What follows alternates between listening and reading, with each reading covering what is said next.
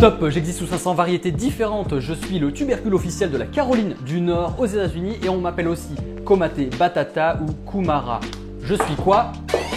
La patate douce. Ah oui, oui, oui, oui, oui, oui, oui. Est-ce que toi aussi tu veux impressionner tes potes avec des recettes végé qui ressemblent comme deux gouttes d'eau à de la viande et avoir tous les applaudissements de la soirée?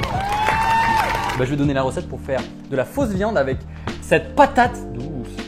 Pour cette recette, j'ai besoin d'un joli tubercule orange et d'un épluche légumes. Merci Sorouche. Et du coup, on va la rendre toute douce cette patate douce.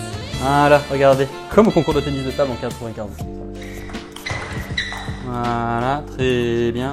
Je vais lui donner la forme d'un vrai steak. On va découper des tranches à peu près la taille. Ça dépend si vous êtes gourmand ou pas. Comme ça, un demi-doigt, deux doigts c'est bien. C'est parti. Comme je l'ai dit précédemment, vous découpez à peu près deux doigts de patate douce, pas vos deux doigts. Allez, un premier steak, un deuxième et un troisième. Bon, là j'ai mes trois petits morceaux de patate douce. Très bien, parfait. Donc là, ce qui va se passer, attention, ça demande beaucoup de dextérité. Alors, on prend le couteau comme ça, comme un crayon à l'école, et on va tracer des petites bandes comme ça. Voilà, vous faites ça de façon super régulière. Demi-tour, trois quarts face, et on enchaîne. Encore un joli quadrillage. Voilà, dernier trait maintenant. On le retourne et on enchaîne. On y va, on se fait pas mal, c'est ce que j'arrête pas de dire. Petit point culture, est-ce que vous saviez qu'on a trouvé des traces de la patate douce au Pérou 8000 ans avant notre ère?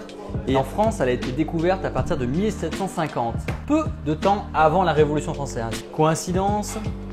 Je ne pense pas. Bref, après cet interlude historique, je vais placer du beurre sur mes petites patates douces. Maintenant, je vais récupérer quelques branches de laurier et de thym séché. C'est pour donner un goût fumé à notre viande et vous allez voir, ça va être terrible, terrible, terrible. Donc pour être prêt, il faut une boîte d'allumettes.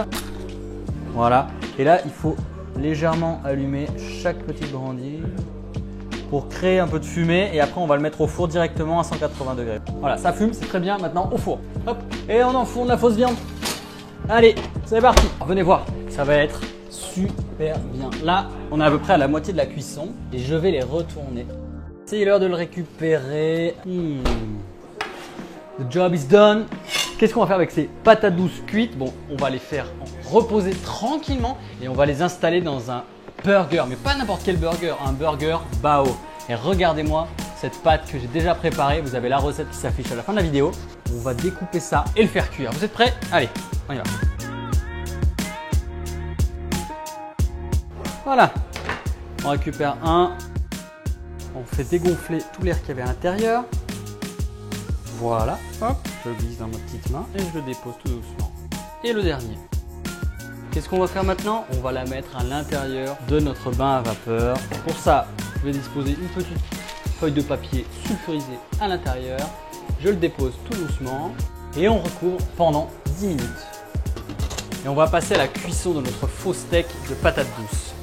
Donc là, ce qui est important, c'est d'avoir une bonne motte de beurre au centre. Et là, on va prendre notre steak et on va venir le faire cuire de chaque côté pour lui donner son effet steak grillé.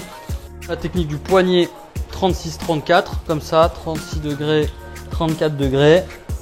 Et regardez ça. Ça sent tellement bon et la couleur est juste parfaite. Regardez-moi ces trois jolis steaks de patates douces. Là, pour impressionner ses potes, il n'y a rien de mieux, non? Non. Et qu'est-ce qu'on va faire avec ça? On va les mettre à l'intérieur d'un burger, d'un bao. Burger Étienne Bao, vous serez fier de moi. Donc là, on va l'ouvrir et on va y placer notre garniture. Regardez comment ça m'a l'air tendre. C'est découpé. Je vais l'ouvrir un petit peu comme ça, la bouche béante. Et je vais rajouter mon steak de patates douces à l'intérieur. Un petit peu de tomates par-dessus. Et on finit par quelques tranches de salade. Et regardez comment il est trop mignon. Regardez ça, il a l'air tout doux, tout soft. Et regardez-moi ce steak.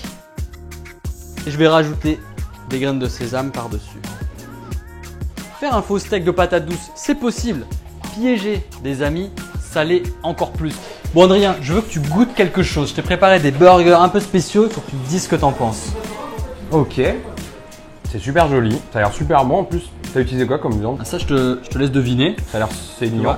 Ouais. Bon ben, je vais goûter. Vas-y. Trop bien. C'est très frais. Ah mais c'est pas de la viande. Ouais, tu sens ce petit côté fumé, on l'a fumé Ouais. un petit peu avec de l'herbe dans le four. Bah, c'est ce qui fait du coup qu'au goût, on retrouve en fait le burger, donc c'est hyper agréable. Tu t'es fait piéger. Je me suis complètement fait Ah, il s'est fait piéger. piéger. Bien, ouais. Mais si tu veux arrêter de te faire piéger, Ouais. n'hésite pas à t'abonner à la chaîne Chef Club VG. Pas piégé sur Chef Club VG. I got it. You got it. Du coup, je peux en remanger. Il veut en remanger.